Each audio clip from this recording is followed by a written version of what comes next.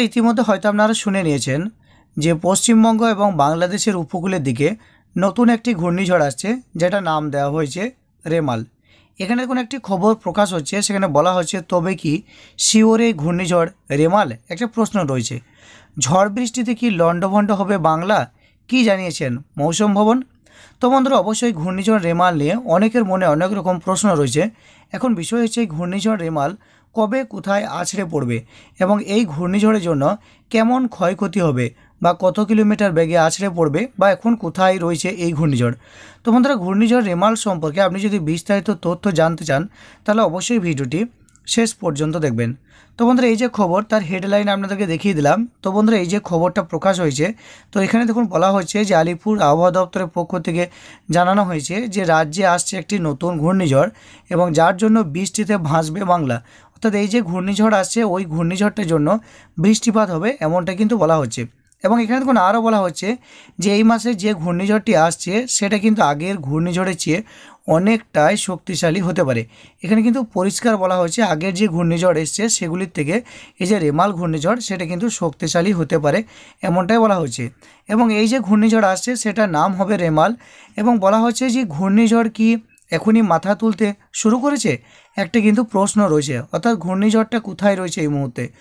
রবিবার পশ্চিমাঞ্চলের কয়েকটি জেলায় বৃষ্টির সম্ভাবনা রয়েছে এবং সোমবার ও মঙ্গলবার দক্ষিণবঙ্গের সব জেলাতে বৃষ্টির সম্ভাবনা রয়েছে।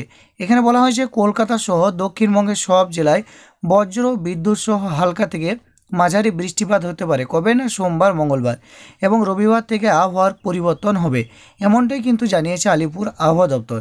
তবে দেখুন এখানে বলা হয়েছে বাংলা এর আগে আইলা আমফান যশের তাণ্ডব কিন্তু দেখেছে, এটা কিন্তু আমাদের সকলেরই মনে আছে। এবার আসছে রেমাল মে মাসের শেষের দিকে 24শে মে। এই ঝড়টি সমুদ্রপৃষ্ঠ থেকে শক্তি বাড়িয়ে স্থলভাগের দিকে অগ্রসর হবে।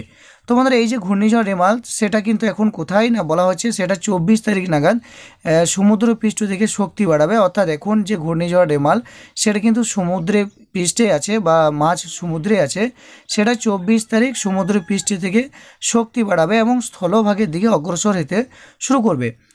তার কারণ কি বলছে না, সমুদ্রের জলে যে উষ্ণতা এর প্রধান কারণ, অর্থাৎ এই যে ঘূর্ণিঝড় সেই ঘূর্ণিঝড়টা প্রধান কারণ কি না সমুদ্রের জলের উষ্ণতা এর প্রধান কারণ এমনটাই কিন্তু অনেকেই বলছে, তবে কিন্তু এটা নাও হতে পারে। এখানে দেখুন আরও বলা হয়েছে তবে আবহাওয়া দপ্তর এখনই কিছু পরিষ্কার করে জানায়নি, কারণ রেমাল কোন পথে যাবে কোন দিকে অগ্রসর হবে এটা কিন্তু এখনই কিছু বলা হয়নি, বা কত কিলোমিটার বেগে আছড়ে পড়বে সেই সম্পর্কে কিন্তু আপাতত কিছু বলা হয়নি। তবে ধারণা করা যাচ্ছে যে 20 মে থেকে এই ঝড়ে যে গতিপথ সেটা কিন্তু পরিষ্কার হবে।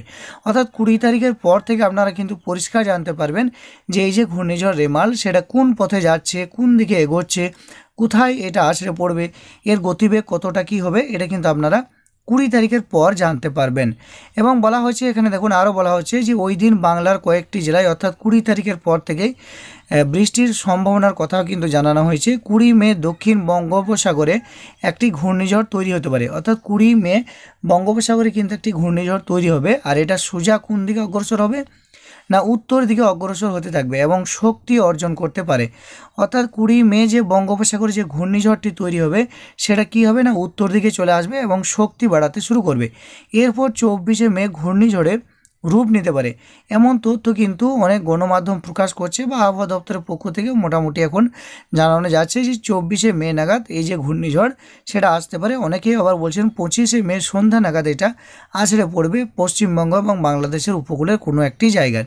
এবং নিচে দেখুন আরও বলা হচ্ছে যে এই ঘূর্ণিঝড়টি তৈরি হলে এর নামকরণ হবে রেমাল, এটা আপনারা আগেই জানেন। তবে সর্বশেষ পর্যবেক্ষণে এটি কতটা শক্তি বৃদ্ধি করবে তার উপর নজর রাখছে আবহাওয়া দপ্তর। অর্থাৎ এই যে ঘূর্ণিঝড় সেটা কতটা শক্তিশালী হবে সেটা কিন্তু আবহাওয়া দপ্তরের নজরে কিন্তু আছে। তবে এখনও পর্যন্ত ঘূর্ণিঝড় নিয়ে কোনো আগাম পূর্বাভাস দেয়নি দিল্লির মৌসুম ভবন।